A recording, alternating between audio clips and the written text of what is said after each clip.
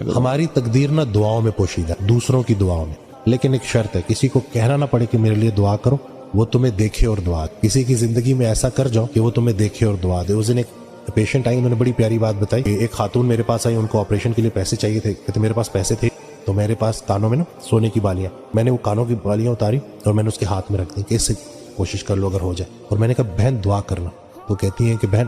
وہ جو دعا نکلنی تھی نا نکل گئی۔ کہتے ہیں زندگی میں پہلی دفعہ میں اس بات کو اس طرح سے سمجھ نہیں پائی، لیکن مجھے میری کیفیت بڑی بدل گئی۔ تو کہتے ہیں کافی عرصے کے میرے ساتھ میں تکلیف میں تھی اور اسی تکلیف سے گزری، مجھے بہت سخت ضرورت تھی، ایمرجنسی تھی، اور ایسی ایک انسان آیا اور اس نے میری جب ویسی ہیلپ کی اور کہا کہ دعا کرو، اور میں نے اس کو کہا کہ وہ جو دعا نکلنی تھی نکل گئی، تو اس دن مجھے پتا چلا یہ جو اس دن خاتون کہہ رہی تھی اس کا مقصد کیا تھا۔ تو جو آپ نیکی دوسرے کے ساتھ کرتے، کسی کا کام کر دو، کسی کے لیے آسانی کرو، اور وہ تہجد میں اٹھ کے آپ کے لیے دعائیں کریں، آپ سوئے پڑیں اور لوگ آپ کو دعاؤں میں یاد رکھیں، تو تقدیر بدل جاتی۔